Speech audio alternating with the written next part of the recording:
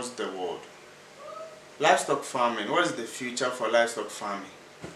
The future for livestock farming is cattle ranching. Okay. The system that Americans use, the system that Holland use, the system that Germany use or the Europeans use, the system that South America, especially Brazil, uses, is the future of livestock farming. Well, I'm Ahmed, the current president for the Fulani Youth Association of Ghana. Okay. At the same time, the national organizer for Tabital Pulaku International Ghana chapter. And there are a lot of things we can discuss, a lot of things to talk about concerning Fulbe, concerning non-Fulbe, concerning crop farmers, and then, I mean, everything you can talk about when it comes to Fulbe. When you talk about Fulbe, it means it's the Fulani actually that people know, but the actual word is actually Fulbe. Okay. Yes, Fulbe means plural. Okay. Singular means Pullo. Okay. For example, I'm Pullo Gorko, and then we are Fulbe. Okay. Yes. Okay. Yes. Charlie, you have been doing a lot of work, going up and down. As for me, I've been traveling only in Ghana here, but it's not easy for me. But you today, you are in Nigeria, Benin, Togo. How do you do that? Let's talk about it. Well, first of all, if you want to do something that you are very passionate about, you really have to be passionate about it first before you can do. Some might say maybe you have your own personal interest.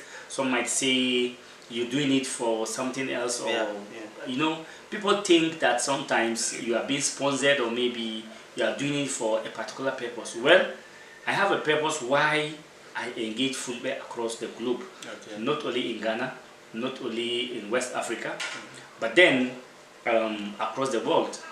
First of all, we the Fulbe, everybody knows, if you read more about Fulbe, you will get to know about our roots.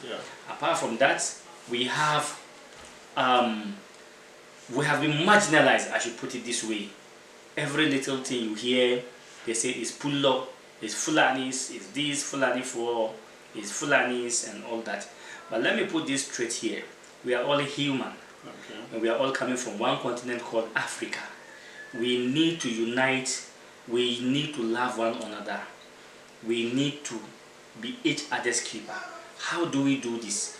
If one party is going the wrong way, don't marginalize that party, but rather call them to book, sit down with them, talk to them, just like, you know, trying to get people to talk to kids, for example. You understand? You need to know more and the reason why, and then we need to protect each other. For example, I have traveled across the world. If you go to Holland, for example, you meet Africans. They are happy and proud they have met a fellow African man. Then if you come to Ghana, for example, or you go to Nigeria, you meet the same African people fighting each other. That is very bad. You see, sometimes we think racism is only in the whites or something. No, we ourselves, we are part of the problem. That is true. So we need to, you know, be each other's keeper. So me going around, I try to collect so many information from other Fulbe to get to know their way of life, their way of culture, how they live. Some of them are living peacefully without any problem. So I need to gather all these informations and then also learn more about it, and also send it back into my country, and also at least approach my people, do sensitization, at least to talk to them to live in peace. In every home there's a bad note. That is true. So if there's something happening, like I said earlier, we all need to come as one people and sit down and then discuss. Let us not be marginalized. If something happens, and for example, an Ashanti man does something, you don't marginalize the whole Ashantis. That is true. Fulani is a tribe. Fulani is not a person's name. Fulbe, they call us. Is the houses that change the name into Fulani that has come to remain. And people have taken the name Fulani as something, quote unquote, like anything Fulani is bad, which is not so. We are all one people, and I don't only discuss with Fulanis or Fulbe. I go around, discuss with key stakeholders, other tribes also, you know, to see how best we can do to bring down or to break the barriers between us. One, Fulanis or Fulbe need to marry, do intermarriages, That will create more relationship among all of us. Okay. And the other tribes also must know that it is not what they think about Fulbe. Fulbe also need to integrate, especially the nomads. Okay. You understand? So basically, we go around to do so many things. Early child marriage, girl child education among the Fulbe, child labor. You see herds of cattle. You see little boys following them, and they control all of them. Okay. You see, all these things we are trying to let our people know, to educate their children, to integrate. So we have a lot of things that we are doing. Personally, I would say so far so good, though the road is very rough. But I believe that if you don't go through storms, you will never come out successful. That is true. So we are still struggling. You have been going around. My job is I interview livestock farmers, and what I've been hearing is the Fulani people are run away. They run away with the animals. Sometimes people, like, you have been hearing it. You have been solving the problems. I want to ask you: do your people also tell you the reason why they do that? Maybe they steal the animal. Maybe they do something bad. Do they tell you why they do all that? First of all, it is not every Fulani who is a herdsman. Okay. It is not every herdsman who is a Fulani. That is true. And I repeat, it is not every Fulani who is a herdsman. Okay. It is not every herdsman who is a Fulani. Okay. Why am I saying this? There are people who actually are into the business, but they are not Fulanis. They are not Fulani. That is true. There are Fulanis or Fulbe who have their own cattle. Now, if you talk about cattle rustling, if you hear Fulbe or Fulanis rustle cattle or take cattle away, who do they sell it to? They sell it to non-Fulbe. So do you want to tell me that the cattle rustling business is only Fulbe who do it? No. It is not. Yeah. But you see, the people, the reason why I'm asking that is people don't know the difference. So it's fine that you are clarifying all this stuff. Exactly. Yeah. Sometimes you own your cows. You give it an expert who happens to be a poodler, Fulani, who will take care of your animals. And then he's taking care of them. 1, you don't pay him monthly. 2, you don't take his kids to school. 3, you only tell him that the source of the milk that he's getting from the animals is what he's going to rely on. How do you want this person to feed his family? How do you want this person to, to take care of your animals? And lastly, if one animal gets missing, you ask him to pay because you think that he's the one who has stolen your animal. Fine, let's leave that one. There are instances you feed the person, you do everything for the person. Before you employ anybody, you have to take details of the person. You just don't see anybody or somebody recommending someone for you without doing your own background check. You employ the person, and when problem comes, you tag the person to be a Fulani. Okay. Why do you have to do that? Because you want cheap labor. If you want cheap labor, then prepare for anything. Because the Fulani man that you take to take care of your animals, if you don't pay him, you think, oh, he's okay, taking care of my animal. He can take care of your animal for 5 years. He can be talking to the animals. Without him, your animals will not survive. Okay. If you make a mistake and he moves away, your animals will also finish. Okay. They will finish in such a way that not only they will be like, maybe they will steal them or something. They can have so many, they can get sick. Yeah. You won't even know why. It's like some kind of spiritual something. So actually, if they say they run away with the animals, to me, it is sometimes a group or a gang work that has to do with cattle rustlers with some other individuals who do it together. It is not only Fulani who do that. We have been advising cattle owners, before you employ anybody to take care of the animals, take care of him, take his data, get somebody to guarantee for him. So that when your animal gets missing, what do? You can trace. You have his picture. You know his family. You understand? Yeah. But when you don't do that and you just employ him without giving him proper care, without feeding him, this person will definitely do something to you another way. Yeah. And mostly, we advise, we talk to them, we talk to people. They also say lack of employment. They get your animals and be taking care of you, be maltreating them. They won't have any option than to leave your animals and go. Later, all you hear is that somebody has come to take all your animals. Okay. It might be he has sent somebody or he hasn't, maybe someone else. Yeah. How will you know? That is true. So we advise that you take good care of anybody who is taking care of your cows. If you take care of him well, he will also take care of your animal. He won't even allow anybody to come close to your animals. That is true. That is true. So those of you who are cattle owners, please, when employing, take his data, get his picture, get a guarantor for him. Okay. In case there's anything. That one you are secured. Okay. And also make sure that you pay him well. Pay him well, feed him well. If possible, his children, send them to school. Okay. Why do you allow him to be taking care of your animals and then his kids are not going to school and you're also sitting there, you are watching? No. Take care of the kids. Let them go to school. Advise them. Forcefully take them to school. Let them go to school. But if you also allow them to sit down, you're also engaging in child labor because you are not advising, you are only interested in, letting his... Exactly. Okay. You only want your animals to grow and become plenty, but you don't want to take care of the one who is taking care of the animals. How do you solve that issue? The cattle and the crop farmers, the conflict. You have been doing this work for some years now.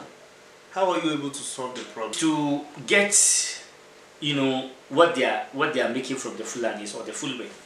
Now, what we have realized is that these middlemen are causing a lot of problems. Okay. So we have formed committees. Anytime it's dry season, when animals are passing by, the security will be aware, okay. The district assembly will be aware, the traditional chiefs will be aware, so that they will this committee will guide them, include the crop farmers, to let them know that, okay, this area we have already harvested. Don't let your animals use it. Okay, we have harvested already, let your animals use that route. Okay. And then we have time frame. For example, if the animals are supposed to move early, by then the crops have not been harvested, they will have to wait. When the crops are harvested completely, then the animals can come and pass through smoothly and go without destroying people's farm. Now, when they get to their final destination, and then at the final destination, when animals destroy farm, at night, the farmer will come in the morning, animals have destroyed his farm. He doesn't know whose animals have come to destroy his farm. That is true. What does he do? All he does is he will take gun. If he sees any animal around, he will start shooting. So what we have done is that we bring crop farmers and then cattle herders together. They form a committee. When animals destroy the farm, without even knowing whoever animal has destroyed the farm, those cattle herdsmen around that area will contribute, okay, and pay for the farm. For example, if the destruction is like 20,000, of course, all of them will contribute and pay for the farm. In this case, they will all be vigilant. Yeah. They will look, the next day, they will look for the particular cow, yeah, that has gone to destroy that farm. And even they will advise that, look, now there's a law. If you go and destroy, it is not only me who will be paying, it is all of us. Yeah. So don't let your animal destroy. Okay. This person will also tell that person. This person also tell that person. In so doing, you will get to know that, their security by themselves. Okay. You understand? In so doing, you see that I will not allow your cowboy, yeah, to go and destroy farm, and I see it without telling the committee that it is you. Yeah, okay. So when you are caught, you carry your own cross. Okay. You see? Yeah. So it has become very stable. For example, if my animal destroy farm and you see previously, you won't say it. Okay. I will not also say it. What happens is that we all keep quiet. Then the farmer will be angry. Okay. But now that I have to pay, you also have to pay. If I see your animal destroyed, I'll be the first person to go and say, hey, it is your animal. Yeah. Go and pay. I won't go and pay. Exactly. So everyone is very careful about it. And we have been able to talk to traditional rulers, okay, traditional chiefs, key stakeholders, assemblymen, unit committee members. We sit with them, we talk to them. Whenever something happens, they shouldn't be rushed in taking action, okay, to attack. No. They should call the leadership, they should call the committee. If the committees cannot, the committee should call upon the leadership of the Fulani community. If it is within the region or national, let's sit down together, then discuss and then resolve the issue peacefully without any problem. So you see, we started this from the north, upper east, upper west, Savannah region, northeast, eastern region, Ashanti region, Utu region, Volta region, Bono east, Bono region, central region, Okay. and now trust me, it is working smoothly without any problem. One, form committees within your area. Whoever animal is staying within that area, register them, register the owners. In case there's any distraction, you know that it is Hamadu's animals. Okay. Oh, okay, it is that person's animals. You sit down together, you discuss. The farmer even will know that, oh, it is true. The animals went to this because some animal can get up at night and go and destroy farm. Yeah. So the farmer will also consider, oh, it is true. Your animals have gone to destroy my farm. Oh, it's very sad. Okay, no problem. Instead of him charging huge amount of money, you say, okay, you give me half of it. I also manage. He's also a human being. But when your animals destroy without giving him one penny, you are making him angry. That is true. And he will definitely react. So you see, when we started this, we thought it was going to work, it wasn't going to work. And alhamdulillah, today it is working. So wherever you are and there's still this problem, kindly sit down as people, discuss, see what you can do to make sure that you calm things down. Get committees around, talk to leadership. I mean, you are good to go. The last time you were telling me some of the traditional rulers. If you are able, if your place that you have for the cattle are like, you can take 10 people with, let's say, 2,000 cattle. Take that alone. Don't take more than that. Does that also affect in any way? It affects a lot. Okay. Some of the traditional chiefs, excuse me, some of them are very greedy. Let me put it this way. Okay. If you know your area of land can only contain 20 animals, then you go and bring in 100 animals. Okay. How do you expect the animals to contain that land? Because of your personal interest. Okay. So we have advised them, even the football, we have advised them, wherever you are going and you get to know that, go and study the place first and see whether the animals there are many, and if you come to add, it won't bring a problem. And they listen to us, and it is working. Now it is not even about the chiefs again. Even if the chief tells you, oh, come, I have big land. First of all, the Fulani man or the cattle herdsman will go and investigate the land to see if the land is okay. He can also come and add his animals without any problem before he bring them. So you see, the system is working gradually. But previously, they don't care, and it's creating a lot of chaos. And now, alhamdulillah, things are getting better. Yes. You have traveled across the world. Livestock farming, what is the future for livestock farming? The future for livestock farming is cattle ranching. Okay. The system that Americans use, the system that Holland use, the system that Germany use or the Europeans use, the system that South America, especially Brazil, uses, is the future of livestock farming. Okay. We have to upgrade from open grazing. Open grazing doesn't bring anything than one, animals get diseases. Okay. It brings chaos. Okay. Animals can move at night, go and destroy somebody's farm. They will come and say, hey, Fulanis or Fulbe are here, they are giving us problem. If we adapt cattle ranching, and the cattle ranching shouldn't be, government should just give us land and that is it. No. Every cattle herdsman should acquire his own land, do his own cattle ranching, fence it, get good water, grow hay. Ghana land, we can grow hay, you can grow grasses that animals can feed on to survive. Okay. So each and every person should try as much as possible to buy piece of land.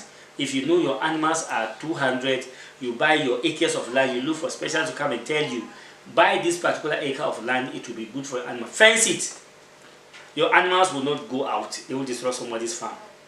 Your animals will be fattened. You get more profit. Okay. You don't be wasting money on unnecessary drugs. You don't be suffering walking distance. The animals will be free. You get good milk. You get good meat to even export. So why do you still, say you want to continue with this old way of cattle rearing? Okay. The business now has upgraded. We also have to upgrade. We have to do cattle ranching. The cattle ranching, we cannot use one day to do it. The government has, gotten about 3 in Ghana now, Wawasi in Eastern region, and then Mamikrobo, and then another place also. But now, the government ranching, where the government has put it up that animals should go and graze, The animals that are supposed to go there are just about 1,500 or 2,000. Okay. Meanwhile, if you go to Eastern region, the animals that are in Eastern region alone, they are about almost 500,000. Yeah. So how do you expect them to go on that particular ranch? Yeah. And that ranch also, it is not a ranch whereby it is done like the way you do it like Brazil or maybe America or the Europe. Okay. Government has to do more. Government have to put in measures, encourage them, give them subsidies on grass, talk to traditional chiefs to give cattle herders lands to buy, to start cattle ranching. I think this will ease a lot of problems. Okay. It won't just take one day to do it, but if you start something along the line, everybody will adapt and will get to know it is far even cheaper, far better than even allowing yourself, your children in the bush always, your children dying. Sometimes they go crossing rivers, they, whilst they are crossing, they die. Snakes will be biting them in the bush anyhow. It will prevent a lot of things. Okay. We need to upgrade. Inshallah. You went to Brazil. You showed me videos where you went to Brazil. Tell me more about those animals. Because you could see white animals. You could see the bulls, the cows, black.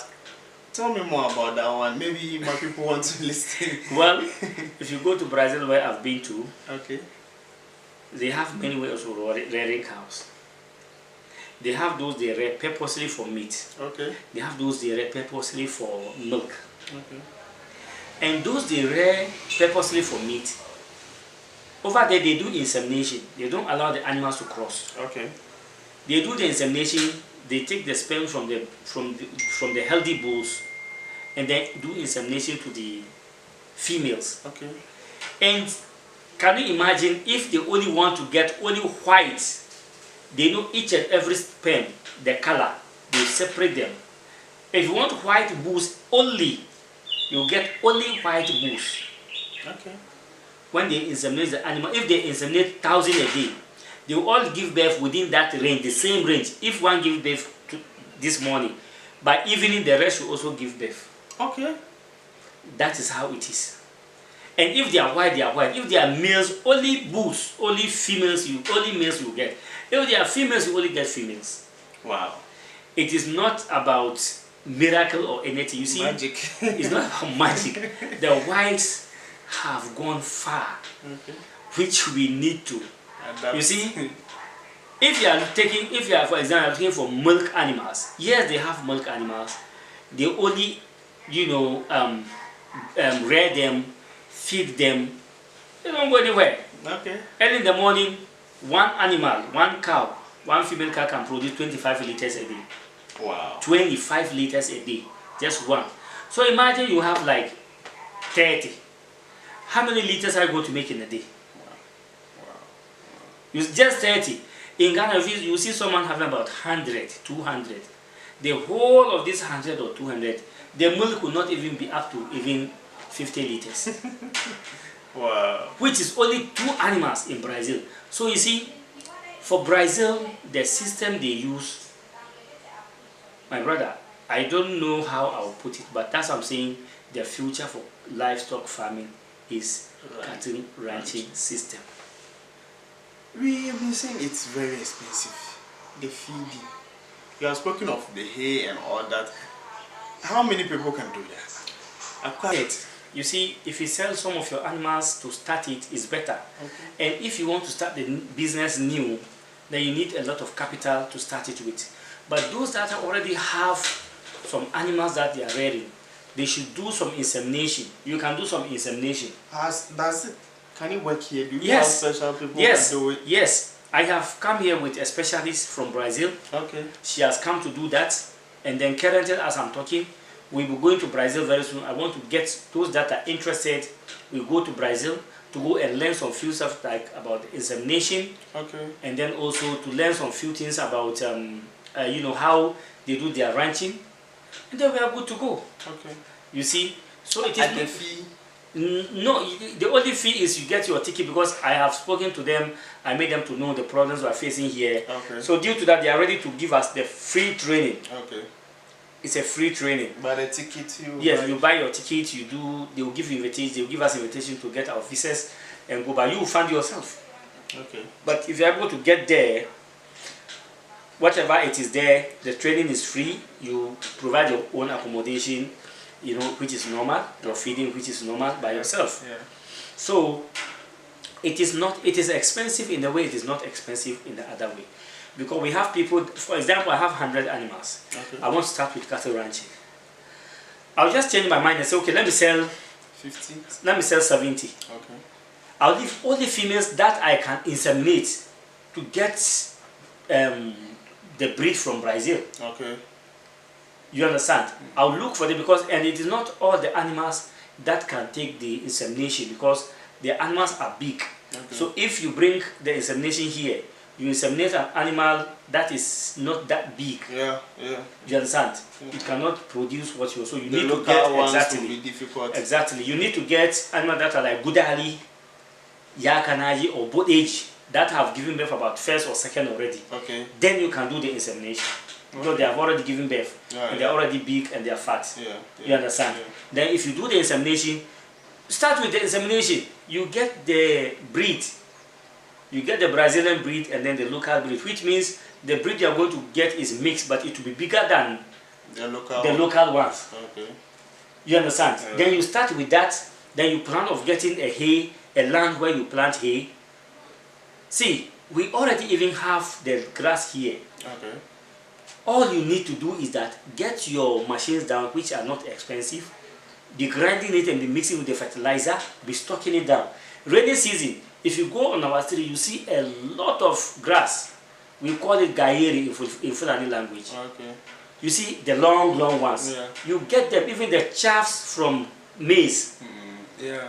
You see, even the this thing from the maize. You can get all this mixed together, grind it, stock it down. All you need is water. Animals need good water to drink. Yeah, that is true. And if you mix these vitamins with the grasses that I'm telling you here, and then maybe the maize and all that, if you get it down and your animal begin to feed it, my brother, if you see an animal the next day, you won't believe it. Okay. In Brazil, you see a 6-month bull is ready for slaughtering. Okay. Brazil cannot keep a bull of up to 3 years. 4 years, you can't keep it because the bull will be too fat that the fat can even kill the bull. Okay. Because they feed. And the feeding is not expensive, just like I said. In Africa or in Ghana here, we have the grass already. During rainy season, stock them, cut them, stock them, stock them, stock them. Stock them down. Someone can even use that as a business. You open your company, you get your machines, your equipment, get the vitamins, stock hay, stock it, put the vitamins, and even start selling it by sack. Okay. Or even start selling it by kilos. Other countries are doing that. That is what they are doing in Brazil. Yeah. Then you can start selling it even as business. And talk less of you that you own your own animals, get your own small machine, start stocking them and put them down. Okay. The animals will be feeding during dry season, like from December, January, February, March, April, okay, May. You can feed your animals with those hay. Even June, July, August, there's a lot of grass again. You can go and do cutting, do stocking, save it, store it. Wow. You see, these ideas, like, I don't know, but we need to adapt this. So whoever is having animals, the person can contact you. Okay. I have more I can tell you, okay, but you know, in business, why you need to also reserve some comments, yeah, so that at the end of the day, somebody cannot go and then steal your ideas and all that. Yeah. But it is good if you contact me. I can show you so many ways. Okay. Even to the extent of going to the Brazil to go and learn all these things. I have all these things. We can do it together. Okay. And me, I am only looking for cattle herders. Okay. Those that are interested. If you cannot go, send your kid to go and learn and come back. Yeah. Let him come and start taking care of your animals. That is what is happening in Brazil. That is what is happening in the United States. That is what is happening in Europe. You look at the rich people. Yeah. They are farmers. That is true. That is true. Why is it that in Ghana it is only the farmer who is poor? The farmer is poor in Ghana. Instead of to be the rich person, he's rather the poor. Because we don't have structures. Okay. We don't have better way of doing the farming. Okay. So let us adapt it and let's see what we can do. Inshallah, inshallah, everything will be fine. Your last message to Ghanaians, you know, you're a busy person, I have to let you rest small. I've already moved a lot. Your message to Ghanaians and people all over the world. Ghanaians, I'll plead with you. You say Fulanis are bad people. Fulanis can never be Ghanaians. Fulanis are this, Fulanis are that. Like I made the comment earlier, we are all one people. Yeah.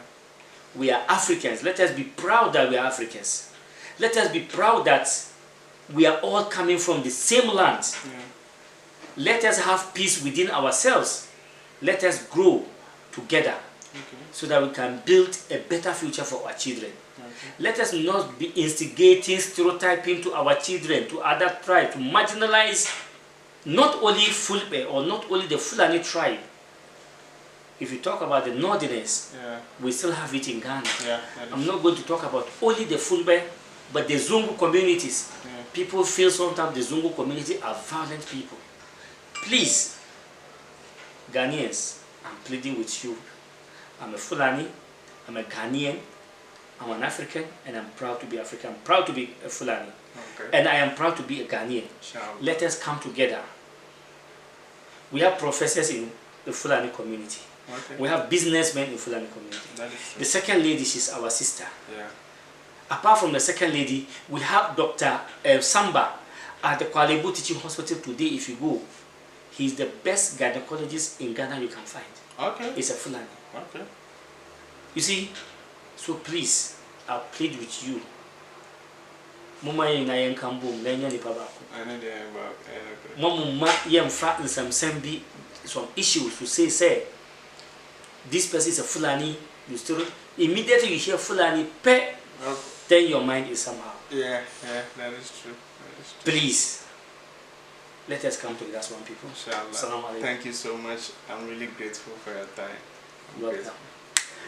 We are planning to have a conference, and we want sponsor. I'm talking to my people, and you, inshallah, will be one of the speakers.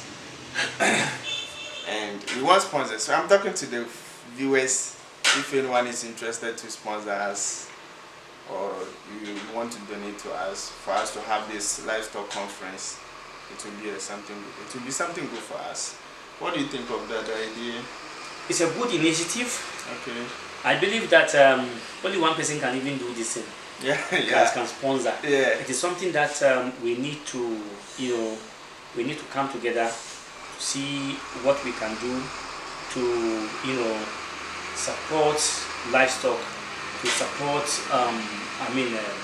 to support you. Because what you are doing actually, you are selling the livestock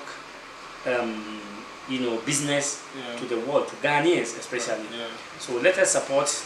I believe that we as the Fulani Youth Association of Ghana, we also see what we can do to put hands to give you a support, so that we can do this conference, so that at the end of the day we will all have a thorough discussions that will that will bring us together, that will give us more links, and that will also networking exactly with each other. Exactly. So please, our brother here in this sponsorship, we will see what we can do on our part. I believe in it. And also you guys also should see what you can do, inshallah, so that we support him to make it come to inshallah. Thank you so much. So if you want to sponsor, the number is 055-4720-912, 055-4720-912. If anything, call that number and let's talk about it. Thank you so much. I'm grateful. Alaj, thank you so much.